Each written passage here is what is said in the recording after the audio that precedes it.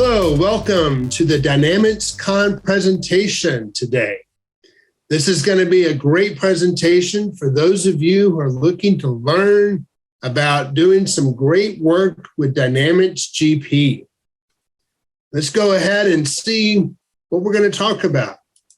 We're going to talk about do-it-yourself reporting using custom SQL tables. This is a really great piece of functionality that is available to you right now with no extra fees. Always something great to have. You're listening to Charles Allen. You may have seen me in LinkedIn or other presentations. Welcome back. I'm with BKD Technologies, and I'm a senior consulting manager. So thank you for being here. Thank you for your questions that I know you're going to ask. Make sure that you put any questions in the chat window so we can answer them at the end, and make sure you stay around to the end so you can ask questions. All right, so let's take a look at what we're going to be doing today. We're going to be talking about custom tables. And the whole idea is Great Plains or Dynamics GP has many tables, as you may know. Just to go to a vendor maintenance window involves multiple tables. And as anybody who's ever tried to create a report knows, you have to sometimes pull in data from multiple tables to get what you want. That's okay, but it's not ideal. And so what we're going to talk about is why you may want to create your own tables. So the next thing is, great, you decided you want to use custom tables. Now, how do you go about creating those tables? There are different ways, but because we're talking about SQL Server, we're going to be showing you how to create those tables using SQL Server. These tables will most likely reside in your GP data, but they can also very likely reside in a different database designed specifically for what we're trying to achieve, which is better reporting. All right. Now, once you have the data in the table, of course, now we want to start building reports. And because our title has to do with using Excel, well, you can see right away that's what we're going to do. We're going to build our tables in SQL Server, and then we're going to use Excel to read that data. Okay, great. And everybody has Excel. No Lotus 123 users, no Quattro Pro users, no Google Sheets users. It's Excel all the way. And then at the end, again, stick around for this great DynamicsCon presentation. Ask your questions, put them in the chat window. Stick around so you can learn as much as possible. So let's get started. We're going to talk about using custom tables. All right. So why in the world would we create custom tables? Well, there are many reasons, but I've got four here for you. One is we want to structure the data for reporting. Now, what does that mean? When you're entering data in GP, the data was created or the tables were created to make it easy to maintain that information and to do data entry. And that's great because when you have people trying to do heads down payables entry or GL entry, you want that process to be as fast as humanly possible. And then, of course, you have to turn around and report on that data. But as anybody's ever created a custom report knows, sometimes the data is just not made the way you want to report on it. So we're going to create a data structure that facilitates creating reports. Another thing is separating reporting from processing. Now, this is important as you get more and more people who are going to be running reports or entering data. When you have a lot of people doing things, the more conflict you have from different types of activities is going to slow down your system. And we don't need slow systems. You need fast systems. So if we can take that reporting and pull it out of the normal processing, then that's going to help people who are processing, and it's going to help people who are reporting. Third, allowing for a data archive.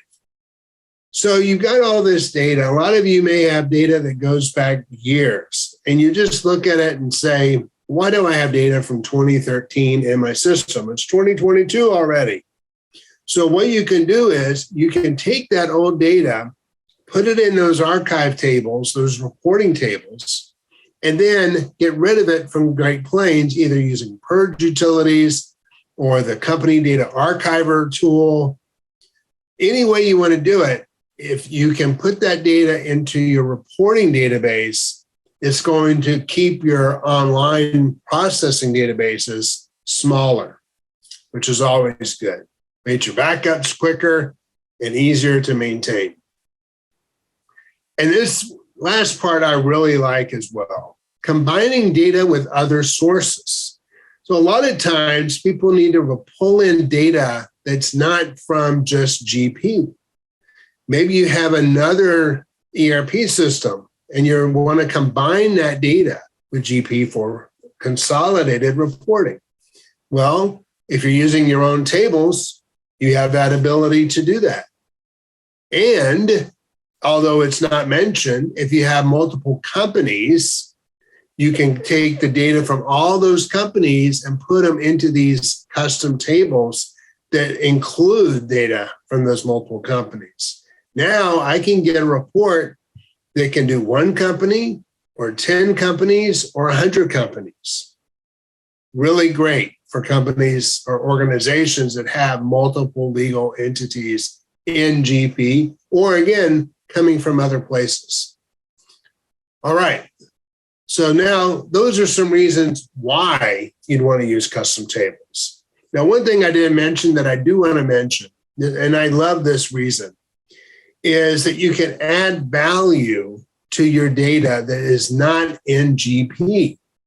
For example, anybody ever uses the account maintenance window in GP knows you have an account category, and you also have 4 user-defined fields. But a lot of people don't use the user-defined fields, and that's fine.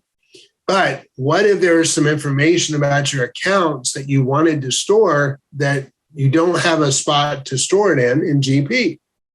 You can do that in your custom tables. So you can add all sorts of additional information that is not in GP and put it in those custom tables for reporting. So let's now talk about creating the tables. All right. Now, there are different ways to do this, but because we're dealing with SQL Server, we're going to talk about using SQL Server Management Studio. So right away, anybody who is just working in accounting and not having access to the back office data, you're probably thinking, all right, this is where I need to pull in my IT people and have them pay attention.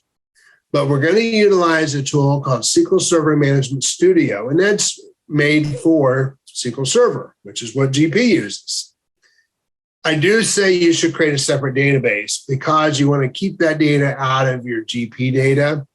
Okay, keeps that GP database smaller, makes the backup smaller, makes them faster, all that good stuff. Now, you have to think about the reports you want. So when you build a house, you don't just start building a house, right? You got to have a blueprint. What am I trying to achieve here? What kind of reports do I want? And from there, you can back your way into what are the tables that I need to get to the end result. All right. This example you're going to see today, very simplistic, but it still achieves a lot.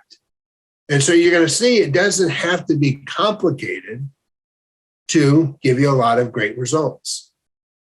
Now, when you are creating those report or those tables, you can think about using SQL views from GP as examples of tables. Okay. Now the SQL view is just a view that combines multiple tables. But for creating our tables, we actually need to create them. And we can, if you want, model them after these SQL views. What's a SQL view, you may wonder? If you've ever used Smart Lists and look at the accounts, the account transactions, the account summary, the customers, the vendors, the sales transactions, all that stuff are based on SQL views by the same names. So if you see a SQL Smart List and you say, boy, I like that Smart List, I like to have that available, but I like to add some information to it, then great. We can create a table that's structured similarly to that Smart List. I do recommend you keep master records separate. So think about this. You got all this data and you could put it into a spreadsheet. And so think about customer data. You got customer name, customer class, customer address, all of that information that doesn't change on a record by record basis. If you look at 20 cells to the same customer, the customer's billing address didn't change, most likely. Their class didn't change. Their billing name did not change. So why are you storing all that information in the same table as your sales transactions? You don't have to. Put them into another table. That way, you can update that master record table without having to go update thousands of activity records. And another thing is a date table. This is a table that's going to store literally a list of dates. And you're going to see why you want to do that. So let's look at the next image here. So you can see on my screen, I've got a picture of 4 tables that I've created. Okay. Now, I use a SQL script to populate the dates table, but to populate the others, I use another tool, and I'll show you an example of that later.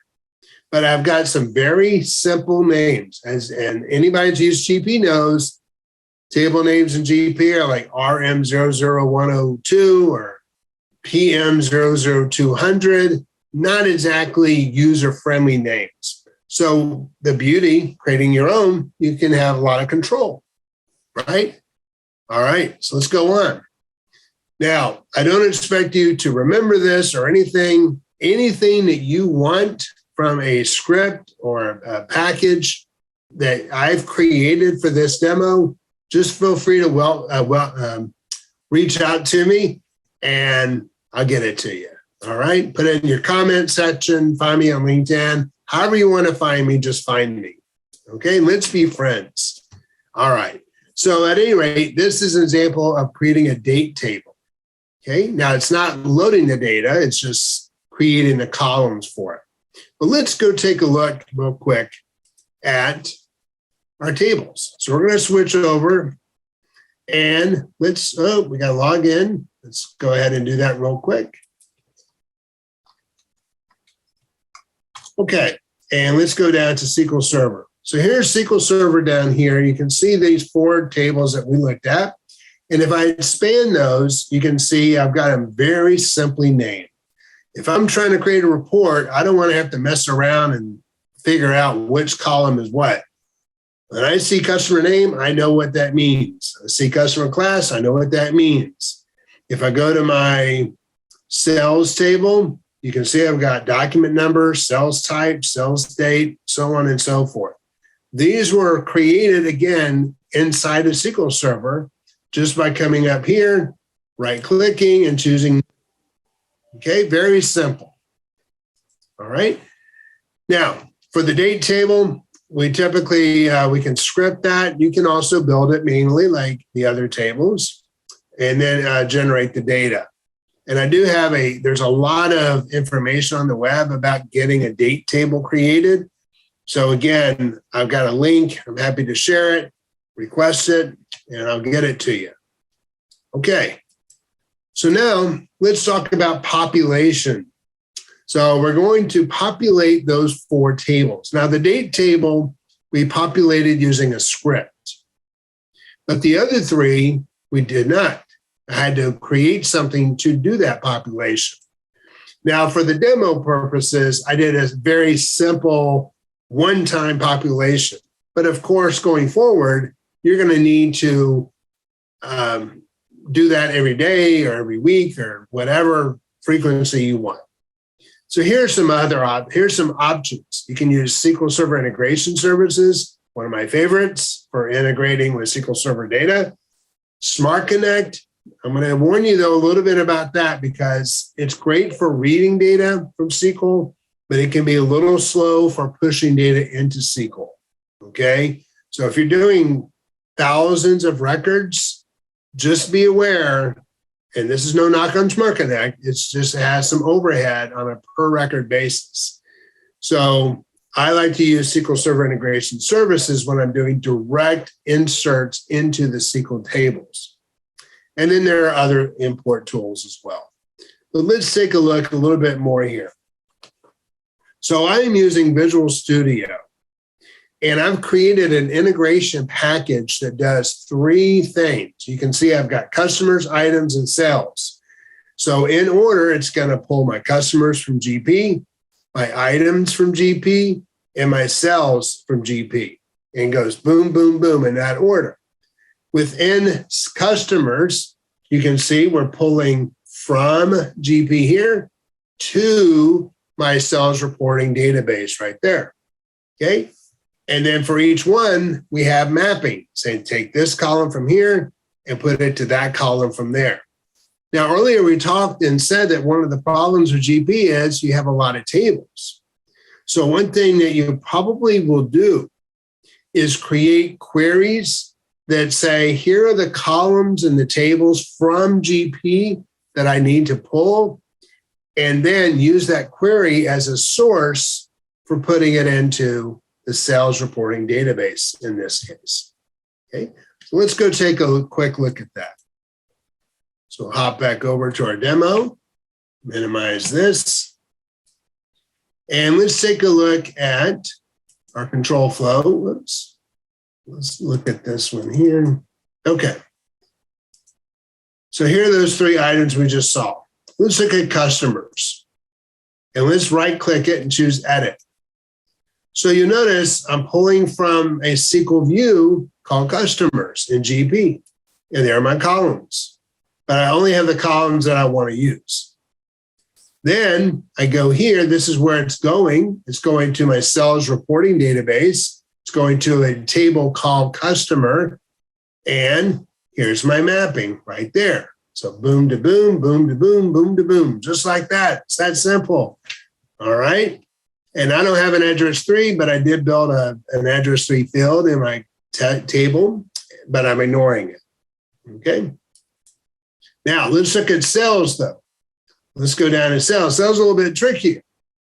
So let's go here. Now this, instead of pulling directly from a table, is using a view. Let's go, or not a view, but a query. And there's my query. So I'm selecting data from 2 different tables, and I'm joining them together. And then I'm using the resulting columns and putting it into SQL Server, into another table. So here's my preview. And let's go over here. Let's go to Edit, go to Mappings. And there it is. Now, one thing I'm going to tell you, if you get on your computer right now and try to start creating an integration, if you've never done it with SSIS, be aware that the source columns in GP are typically a type of NCHAR, N-C-H-A-R. Okay? When you are creating a new table, you may have to convert those to what's called varchar, V-A-R-C-H-A-R, okay? And otherwise, you get a message about Unicode to non-Unicode, and it's all technical. So you'll notice here, I go back to here, you'll see that I'm converting everything to varchar, V-A-R-C-H-A-R, okay? All right. And so what we do is we run this. Now you're going to need to add some parameters. So you only pull maybe a day at a time or something like that. or there's some other things we can do to control this, and because you don't want to get duplicate key errors and stuff like that. So you do have to build those in to your source query. So maybe you say, hey, where the sales document does not exist in the destination or something like that. Okay. All right. So let's go back to our presentation and let's now talk about why we're all here. We want to use this data for reporting purposes. So it does you no good just to put data into the tables. You got to actually get it out of the tables. All right. So here we go. So here are a couple of ways that you can connect from Excel, which we're using, to your source data. One is Power Pivot. If you've never used Power Pivot, this is a time to really think about doing that, because Power Pivot is incredible. It's incredible because it allows you to pull in an amount of data that is not possible if you just pull it into a typical Excel spreadsheet. You can pull in millions of records into Power Pivot. You can't do that in standard Excel. Power Pivot is free. You can add it to your toolbar in Excel and then start using it. Really great functionality. But you may not need that. You might be able to just connect directly to the SQL Server tables. If you've ever used the Excel refreshable reports in GP, those are making a direct connection to GP. Okay? And so they're not using Power Pivot, they're just making a direct connection. But they can be kind of slow too, right? If you have enough records to make them slow. So we're going to look at Power Pivot and show you some advantages of that application in Excel. So let's take a look. So right here, remember we had 4 tables. There we go, 4 tables right there. And you can see these lines which are joining the tables together. So it doesn't show in the line, but if you were to go in there and look, you'd be able to see that, and we'll see it in a little bit. But notice here's our sales table, and then it's pointing to our items, our dates, and our customers. Now, why have a date table? Well, the reason is simple. Because a lot of times when you build reports that are time sensitive, you want it to be easy. And as you probably know, in GP, we have a field called transaction date. And it's got the date and the time, although the time is really just 12 o'clock. But you got that date. But what if you said, well, give me the sales for this week, or this month, or this year, or this quarter, or today? Well, then you've got to start adding columns to tell it, hey, give me a column that shows the date or the day that represented by that transaction date. Add another column that's the year for that transaction date, and so on and so forth. So if you're having to create all those custom columns, why not just use a date table, which already has all that information? Because now all I have to do is say, show me, for example, the month name, January, February, March, et cetera, like that. Or show me the calendar year, 2027, 2028, things like that. And now I can just select that from here, select what I need from here, and go on. Okay, really powerful stuff that's fairly straightforward to implement. Okay. All right, so let's take a look at an example. So that's an example of what you could do with Power Pivot. You can build these really beautiful charts like I have on the screen. All right, but let's go to our demo and we'll take a look here. So here we go. So we're going to go from here and we're in Excel. So how do I look at that data model? Well, I go to Power Pivot, and the only way you do it is say add to data model, or you can hit manage. Okay. So we're going to hit manage. And there's our data. But you'll notice, of course, when you first start, it doesn't know what you have. You have to do it yourself. So notice right here we have from database. And now I can choose from SQL Server, and I can go pull in that data from GP or wherever and pull it into here, into my data model. And again, it is literally storing that data here, okay? But because of how it has the ability to handle that data. Now, you can also pull from other sources, like we talked about. You can pull from Excel sources. You can pull from some other system. As long as you can get the data, you can pull it in here and pull it together and make it match. All right. That's the other great thing about these sorts of deals is you can flatten your data and make it look the same. So when I'm looking at sales data from Great Plains and sales data from some other system, maybe I have QuickBooks running somewhere or some other ERP, every system is going to store data differently. But when I pull it into my custom tables, it all looks the same. The only difference is where it came from. Okay, so here we go. So now if I wanted to see how these are linking, I can double click on one of these. And now you can see that my sales customer ID matches my customer ID. Okay. And if I click on this one here, same thing, item to item. Now, we talked about the dates again. And if I look here, you'll notice I have a field called date key, and then a field up here called date key. This date key is not in GP. So in my SQL view of my sales data, I created a column called date key. Okay. And all the date key is the year, the month, and the day, because you can never have a duplicate. So 2022, 02, 01, 2022, 02, 02, and so on and so forth. All right. So great. Piece of cake. There's our data. Now we've got our data model. So what do we do with this data model? Well, now I can come over here and I can build a pivot table. So I'm going to click on pivot table and notice all these options. I've got pivot table if I want to see a list of records. I've got pivot chart.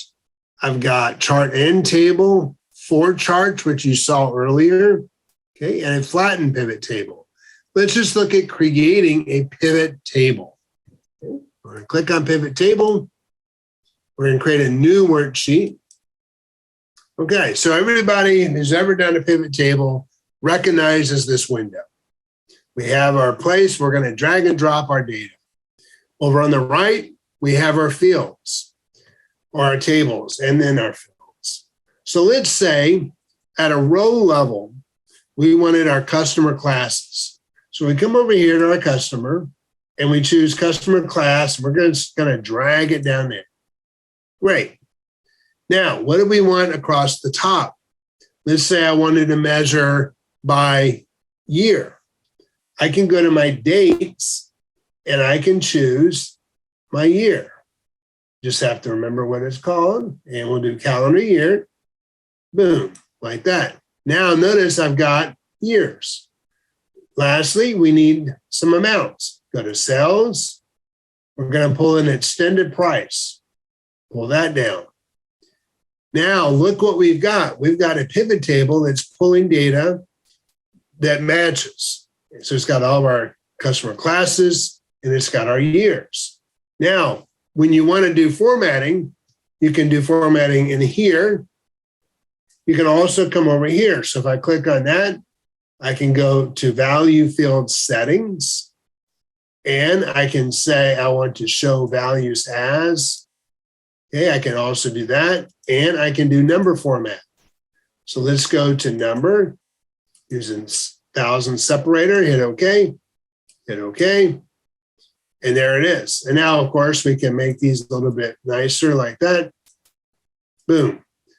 So just like that, we pulled in data from GP into custom tables, and we're now displaying them in a pivot table.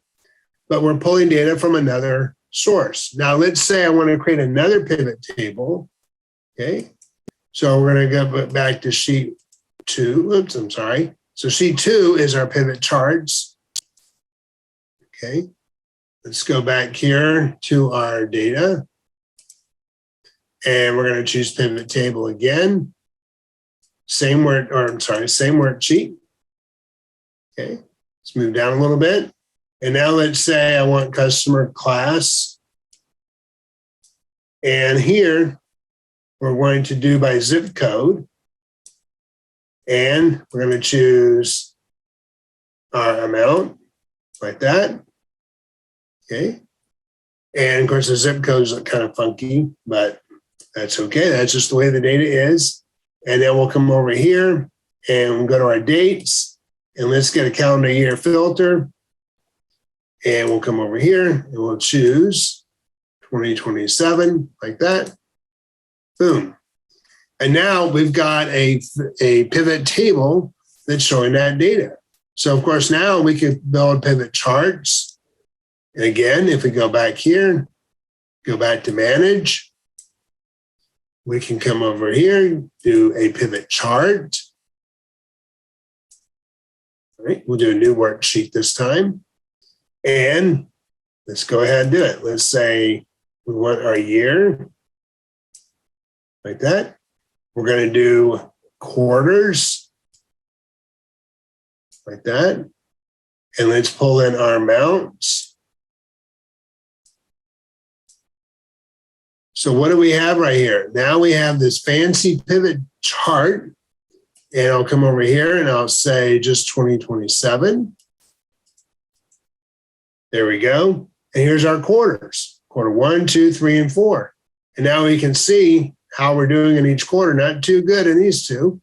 But if I come over here, I can right click, can do a quick explore, and then see some more information here. Okay. So all sorts of cool features that you can use with this application. Okay. Let's do some more examples here because we got some time. So let's go back again. Let's go here to our data. Oops, sorry. Manage our data model. There we go. Now, one thing also that you may need to do sometimes is add things. For example, we got extended price, extended cost. We don't have a margin though, right?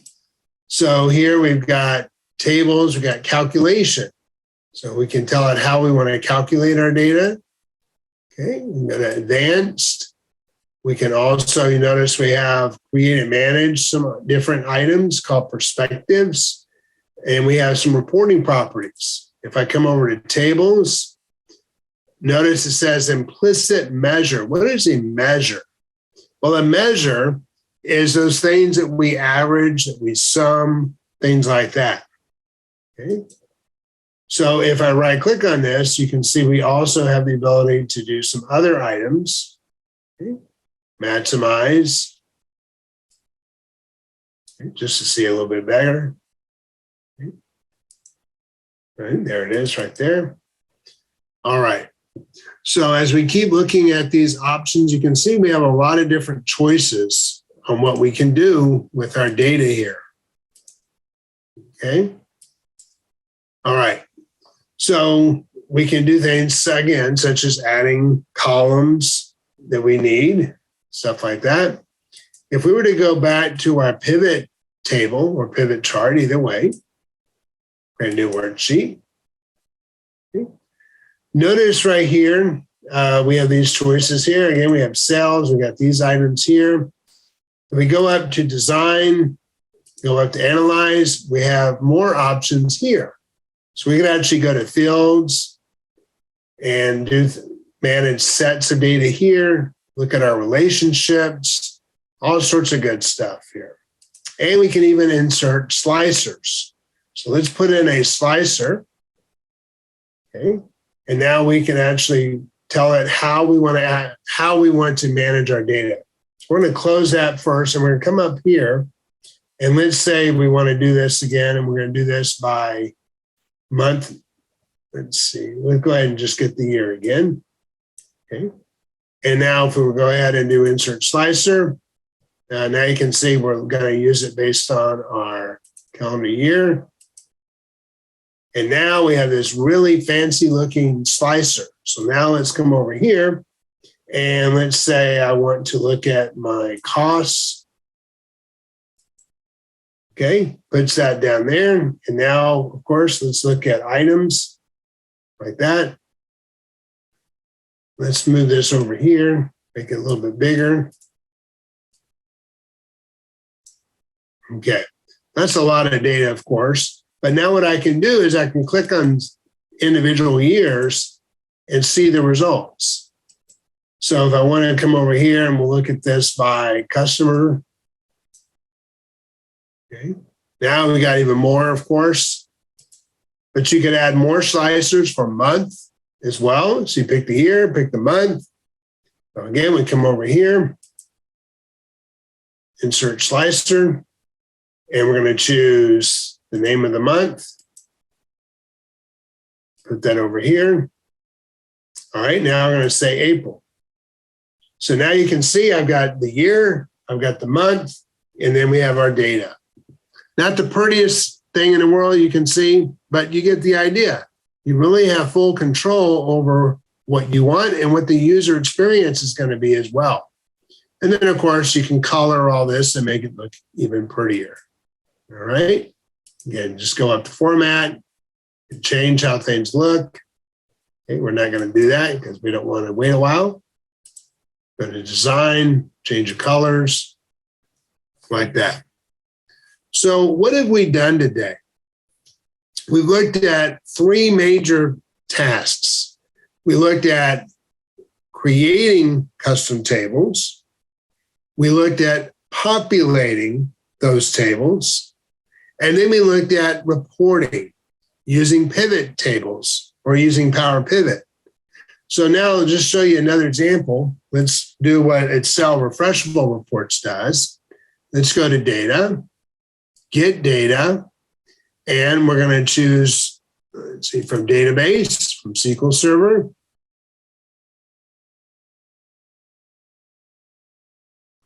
And it's thinking, of course. All right, so the first thing is we have our server. So let's go back over here. Let me get my server name. All right, we'll copy this over here. All right, and then we'll hit OK. Then it's going to give us a list of databases. And then we'll come over here to our reporting. Now here we're going to choose sales. I can transform data, which is going to take us into our data model, or I can just hit load. And now from here, I've got a connection to my data, just like Excel Refreshable Reports. And now I can do this. I can do pivot tables. I can do all sorts of stuff. So you just have to decide, do you want to use Power Pivot? Do you want to start with this and then graduate to Power Pivot later? You got a lot of choices. So again, think about what kind of reporting you want to get out of GP. And think about what would make that reporting easier for my end users. And then start designing those tables. And then we'll figure out how to load those tables from the data that you have. Okay. If you have any questions, make sure you put them in the comment section for this great DynamicsCon event. Thank you for being here, and we look forward to talking to you soon.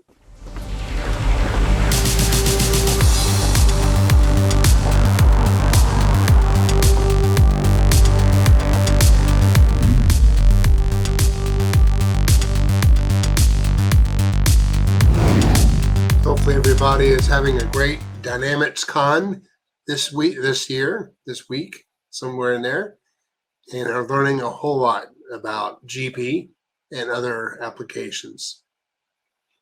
So one thing I want to definitely get you guys to think about is Power BI and Power Pivot and using those with GP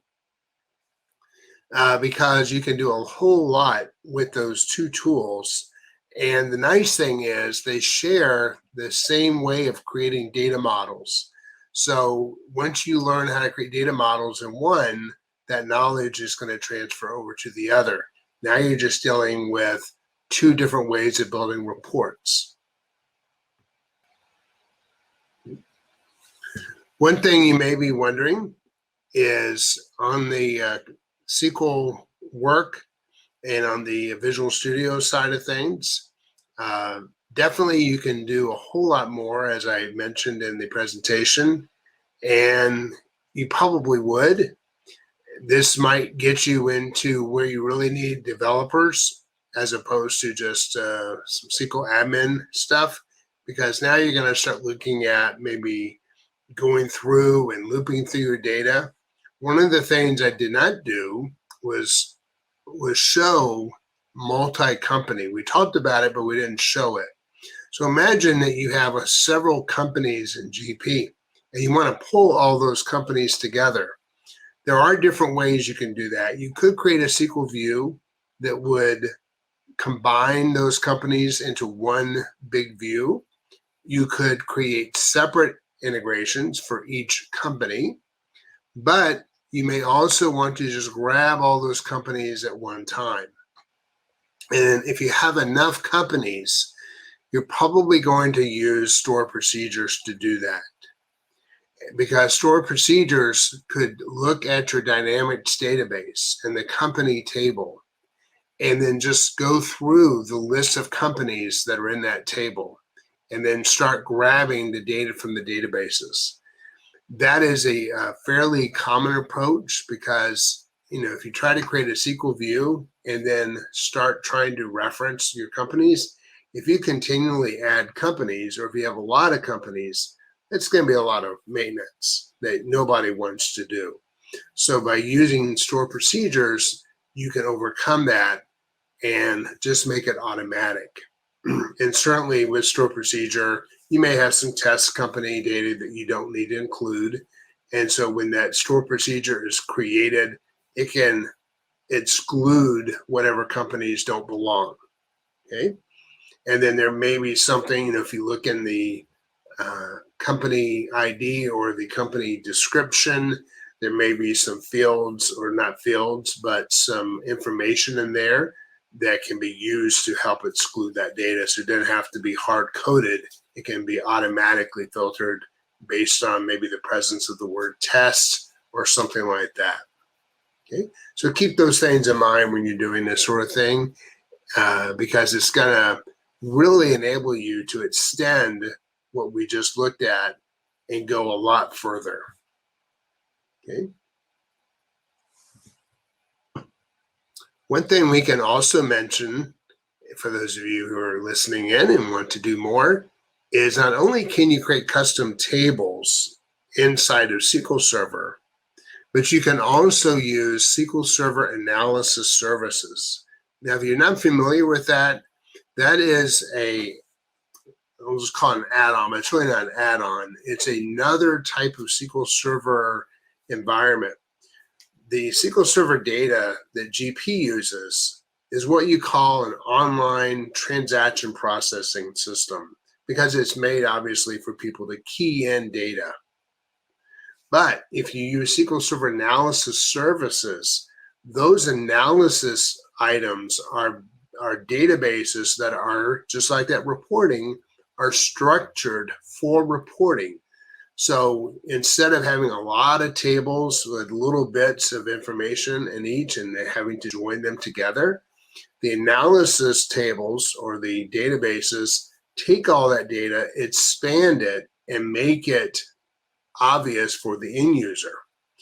GP does come with SQL Server Analysis cubes. If you've ever heard the word cubes, you can use that.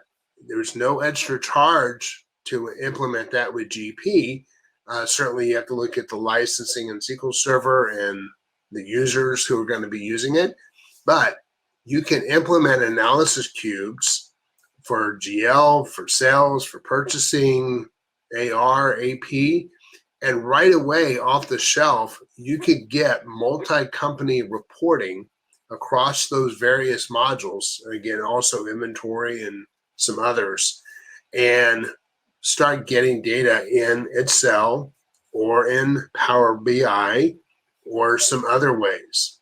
So think about analysis services, again, or we also call them the GP analysis cubes, which can be installed. It's going to require IT to get that done, but it can certainly be done. Okay. So again, I do want to thank everybody who attended the webinar, and I want you to, by all means, find me on LinkedIn, Charles Allen, and keep in communication. And we'll look forward to seeing you on the next webinar that we have here through DynamicsCon. And look forward to seeing you at Directions as well if you're going to attend that.